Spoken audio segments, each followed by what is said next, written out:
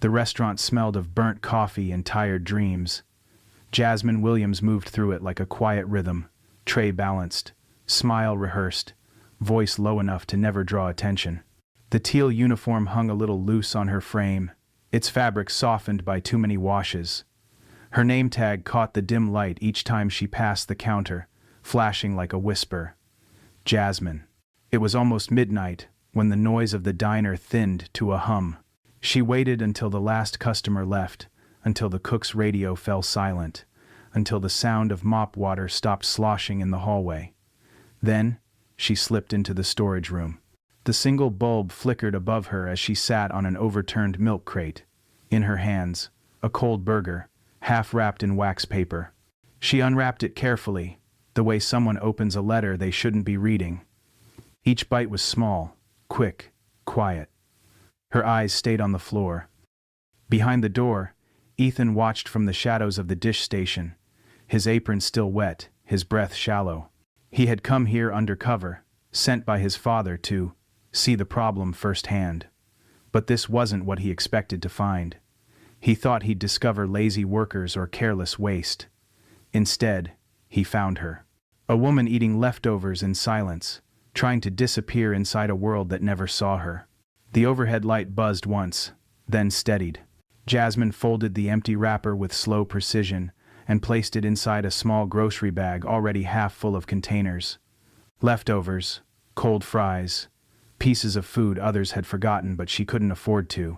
When she stood, her shoulders straightened, as if she were putting her dignity back on. She didn't look around. She didn't need to. She had done this before. The door closed softly behind her. Ethan remained still. The hum of the fridge filled the silence she left behind. He wasn't disgusted. He was heartbroken. And somewhere inside that heartbreak, a question began to burn, one that would change everything. If the system forced people to steal what should have been given freely, who was really at fault?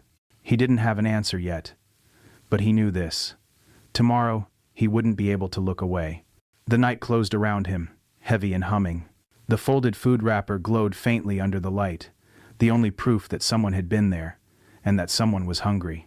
Next came the morning, and with it, the first crack in the world he thought he understood. Morning came with the metallic rattle of dishes and the hiss of fryer oil. Jasmine was already at work before the clock struck 8. Her movements were efficient, almost invisible, like she'd trained herself to leave no trace. Every order came out right. Every table stayed calm. Every problem dissolved before it could reach the manager's ears. Ethan watched her from behind the dish counter, his hands moving through the endless rhythm of soap, rinse, stack. Nobody here knew who he really was. To them, he was just the new guy. Quiet, polite, forgettable.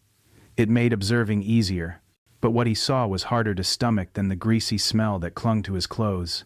He saw how the cooks barked at her without looking up, how customers snapped fingers and she bowed her head as if she deserved it, how the manager, Greg, walked past her 3 times without once saying good morning.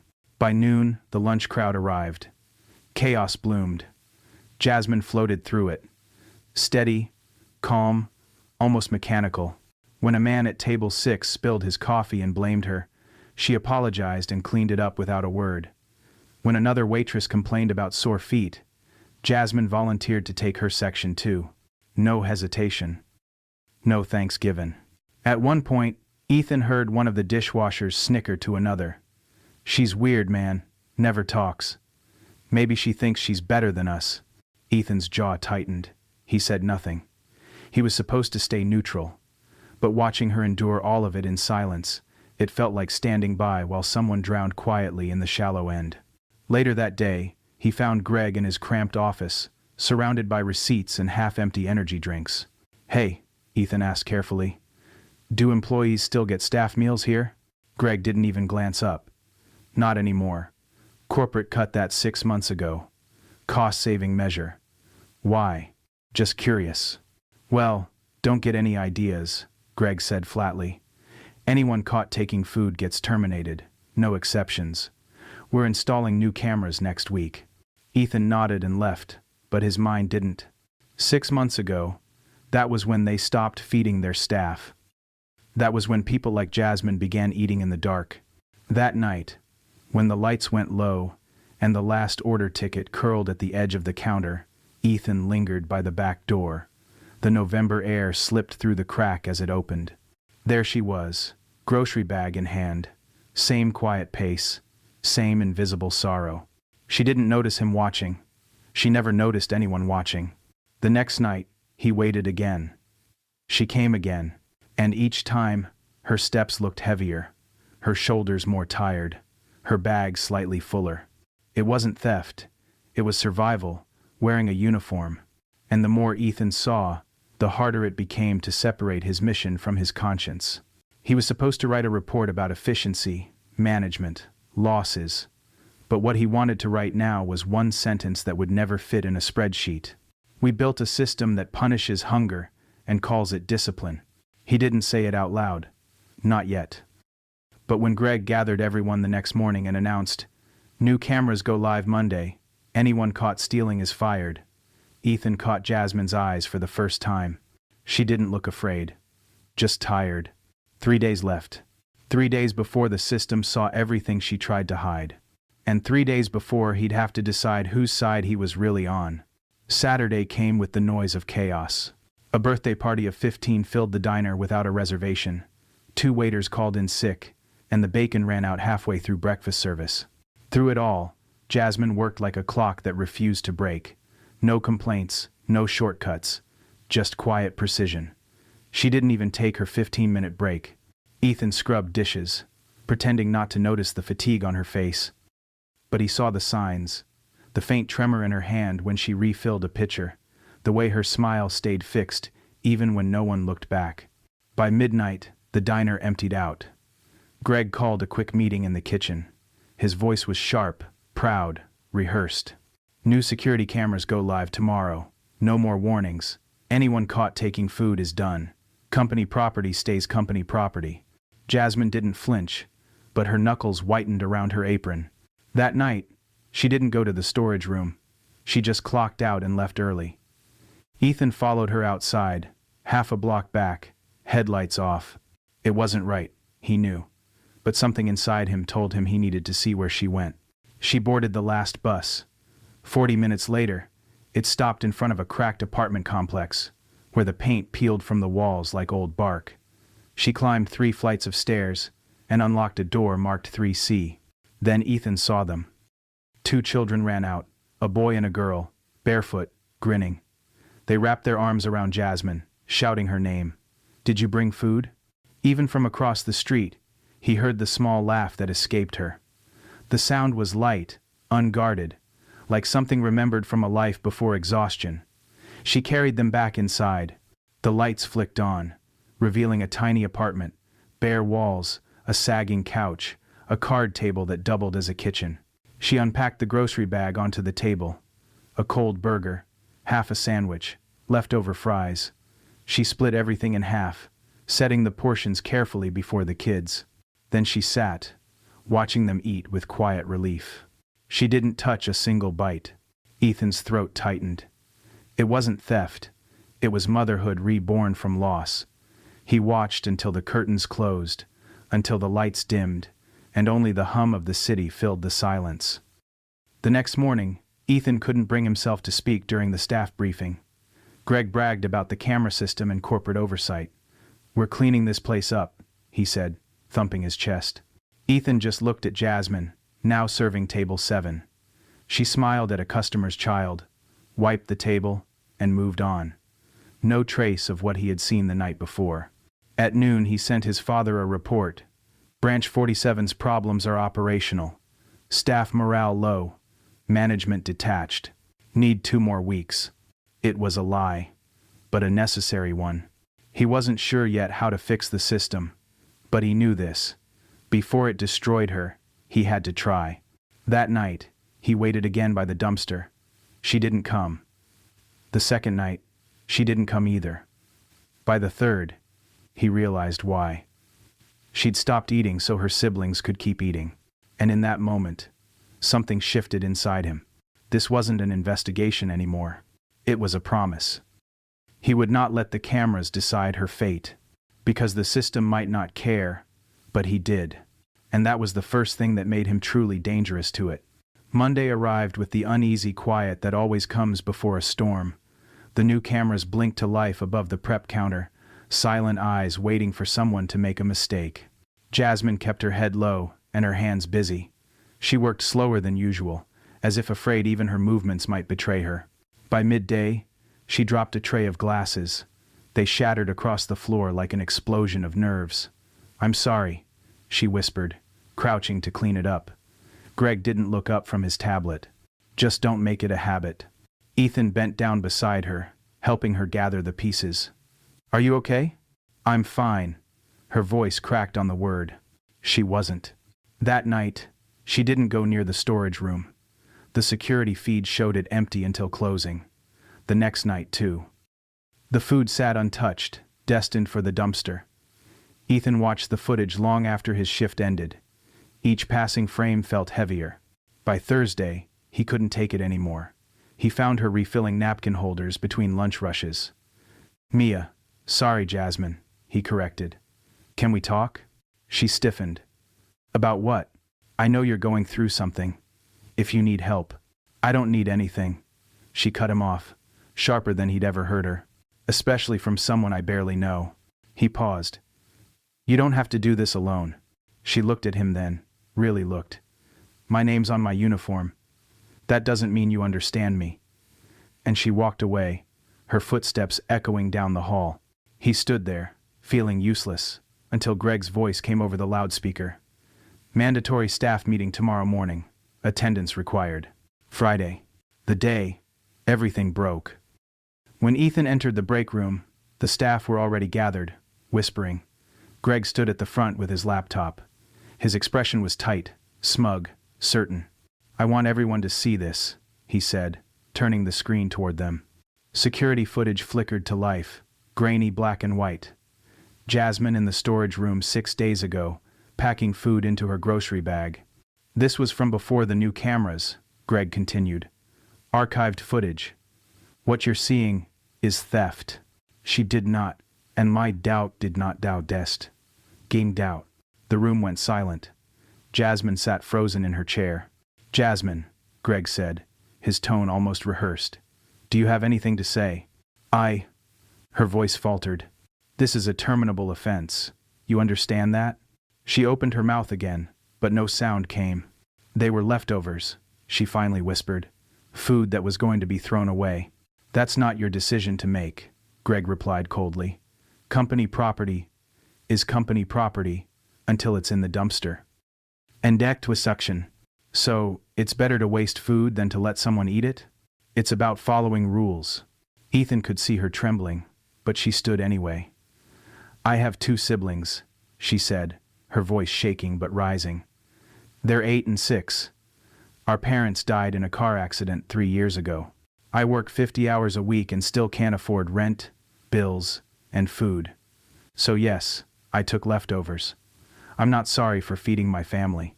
The silence that followed wasn't peaceful. It was shameful. Greg's tone softened, but his words stayed hard. "I'm sorry for your situation, but I can't make exceptions. You're suspended pending corporate review." "Stop. Stop." The word cut through the air like a blade. Ethan's voice. Greg frowned. "This doesn't concern you." Ethan pulled off his apron and let it drop to the floor. "It does. My name isn't Ethan Cole, it's Ethan Martinez. My father is Richard Martinez. I own this place."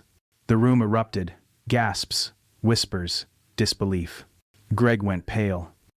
You're the owner's son?" Ethan nodded.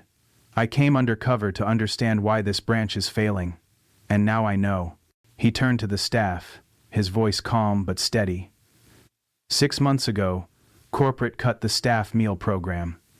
That decision made people desperate. It punished the hardworking and rewarded indifference. Greg tried to interject, but Ethan raised a hand. "You said company property stays property until it's in the dumpster. Well, that's exactly what's wrong here. We throw away food, while our own people go hungry." He took out his phone and dialed. "Dad, you're on speaker." Richard Martinez's voice filled the room, sharp, commanding. Ethan. What is this? Branch 47. You're about to fire a woman for feeding her orphan siblings with food we were going to throw away. Silence. Then his father's voice, colder. Is that true? Jasmine swallowed hard. Yes, sir. Why didn't you apply for hardship assistance? I did. They said I made too much money to qualify, and not enough to survive. Ethan spoke quietly. She shows up early, stays late, never complains. She gave up her meals so 2 kids could eat. And we were about to call that theft. On the phone, his father sighed. Greg. Yes, sir? Drop it. Effective immediately. No suspension. No record. Yes, sir. The room stayed frozen as the call ended. Jasmine looked at Ethan, her lips trembling but her eyes steady. Why did you do that? She whispered. Because someone needed to. Outside, the world kept moving. But in that tiny room, something shifted forever. An invisible line between policy and compassion finally breaking. The cameras were still recording, but for once, the truth didn't need footage. It just needed someone brave enough to say, enough. The room emptied slowly, like air leaving a balloon. People filed out without speaking, their eyes darting between Ethan and Jasmine. Greg lingered for a moment, his jaw tight, then followed the others out. Only the 2 of them remained. The hum of the refrigerator filled the silence. Jasmine stood near the corner, her apron still on, her hands shaking just enough for Ethan to notice. Thank you, she said finally, her voice almost a whisper. You didn't have to do that. Yes, Ethan replied quietly. I did. The words hung there, fragile but real. He expected her to smile, but she didn't. She looked at the floor. You just made a lot of enemies today. So did you. When she looked up, her eyes were tired, but not defeated. Then I guess we're even. He almost smiled, but she turned and left before he could say anything else. The next morning, he was called back to headquarters. The elevator ride felt endless. On the top floor, his father and the entire board were waiting. 12 faces around a marble table, polished and distant. Sit down, Richard Martinez said, his tone unreadable. Ethan sat. Patricia, the CFO, folded her hands. You went undercover to observe operations, not to interfere. Instead, you exposed yourself to defend one employee. Explain. Ethan's voice was steady. Because I saw more truth in her actions than in any policy we've written. She wasn't stealing. She was surviving. You let your emotions compromise objectivity, Patricia replied. Objectivity isn't the same as blindness, Ethan said. Branch 47 is failing because people are starving under company rules designed to look efficient. That's not sustainable. It's cruel. The room fell silent. Finally, his father spoke. You think one waitress defines the company? No, Ethan said. But how we treat one person does. There was a pause, long enough for truth to settle between them. Richard leaned back, studying his son. Then fix it, he said at last. You have 4 weeks to design a real employee support system. Budget it, test it, prove it works. If you can convince this board, we'll implement it company-wide. Ethan nodded. And if I fail? Then you learn the difference between being right and being persuasive. 4 weeks later, he stood in the same boardroom with a new proposal. The reinstated meal program, a hardship fund, and mental health resources. The numbers spoke for themselves. Turnover down, morale up, profits stable. For once, compassion wasn't a liability, it was strategy. The vote was unanimous. Months passed. Jasmine started her new position at headquarters, quiet but confident. She handled calls from employees seeking help, the same kind she had once made herself. Ethan visited her office one afternoon. You're doing well, he said. She smiled faintly. Trying to. He handed her an envelope. Official offer.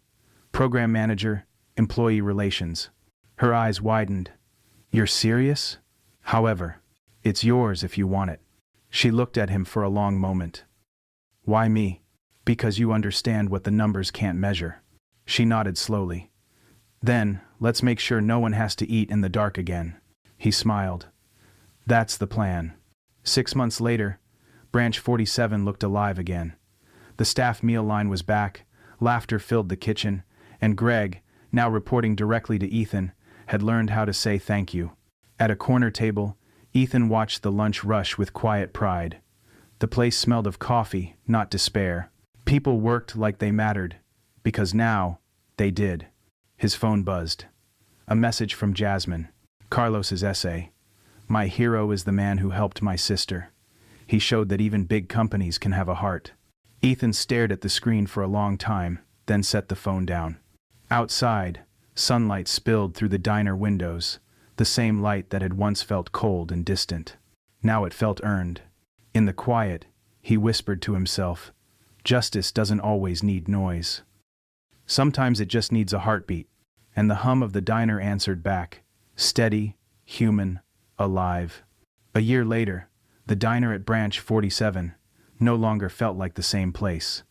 The chipped tables had been repaired, the walls repainted, but the biggest change wasn't the look, it was the sound. The noise that used to be filled with tension and complaint had softened into something new. Laughter from the kitchen, music humming from the old radio, the clang of dishes that didn't sound like punishment anymore. Ethan visited unannounced that morning. No one rushed to hide mistakes or stand straighter. They greeted him like they would anyone who mattered but didn't intimidate them. Respect, not fear, that was the difference. Kenny, the cook, handed him a coffee.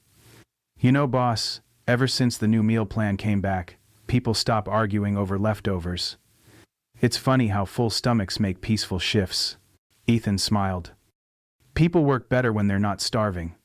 Turns out it's not that complicated. He walked to the dining area and paused by table 9, the same spot where Jasmine once cleaned quietly while customers ignored her. Now, 2 new waitresses joked as they refilled cups.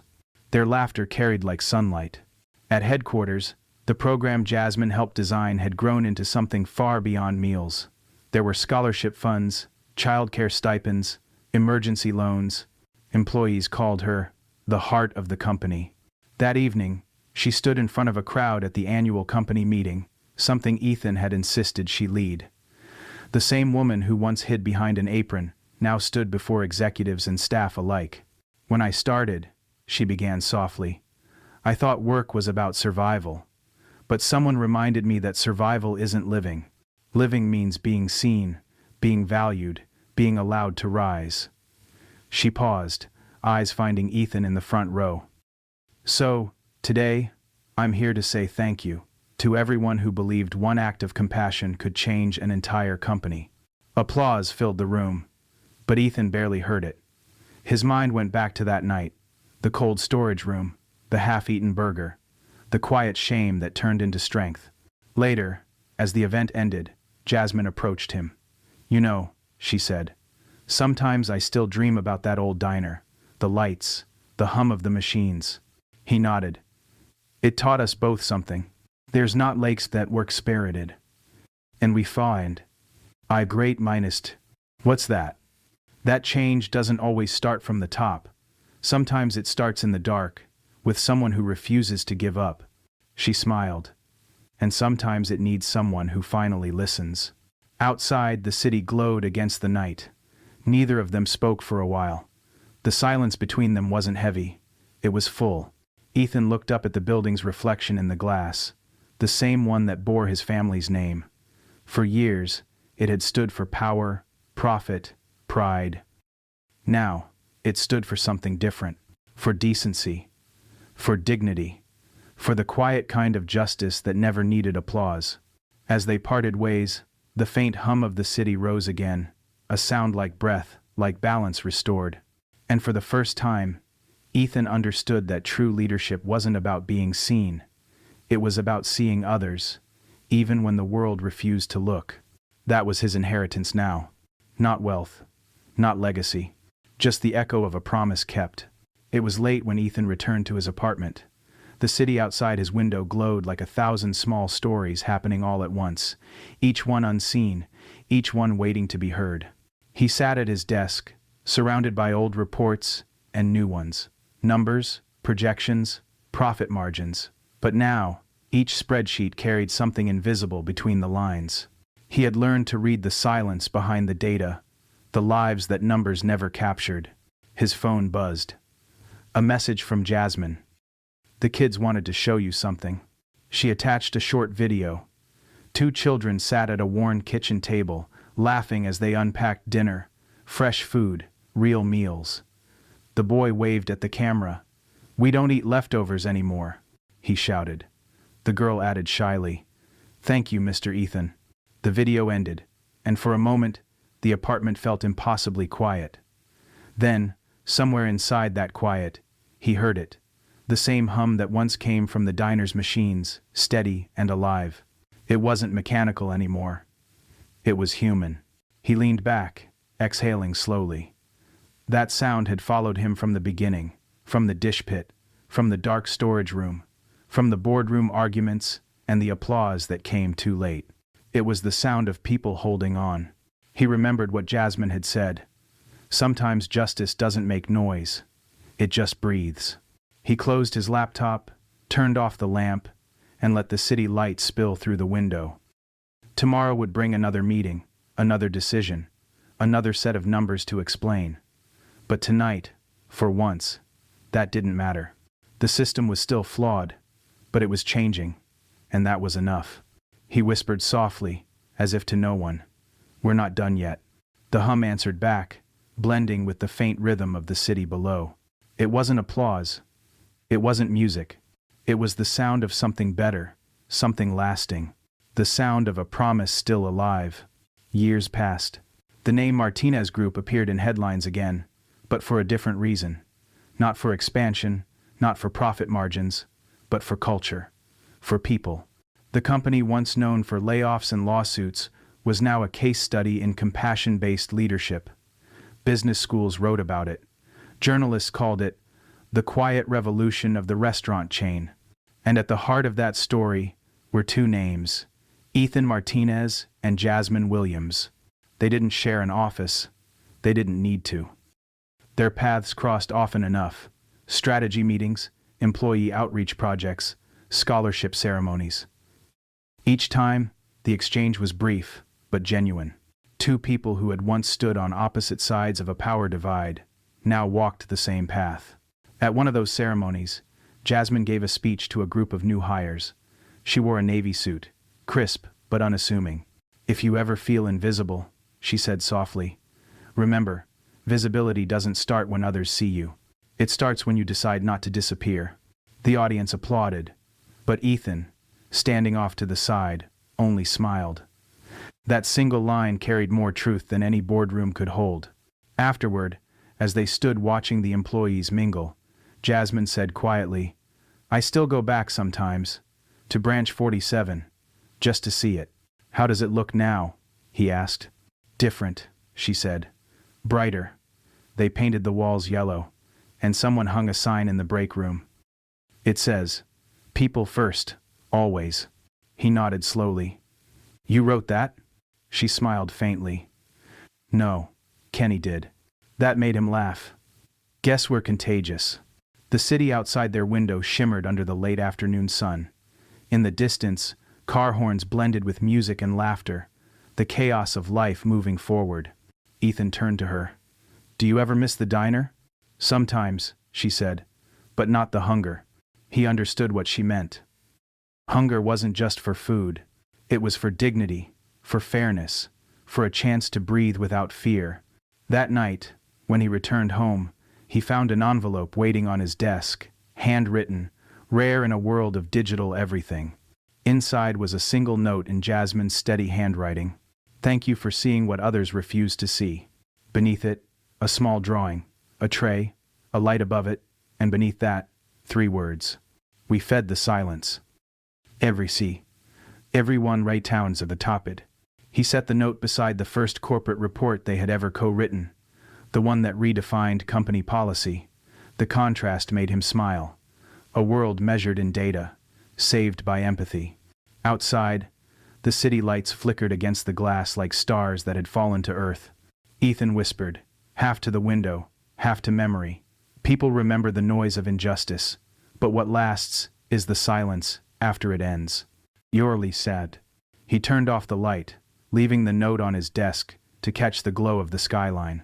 And somewhere in the distance, maybe in a diner, maybe in the heart of the city, the faint hum began again. Not the hum of machines, not of work, but of people, of dignity rebuilt, of stories that refused to die. It was the sound that had followed him all these years, the sound of justice finding its voice,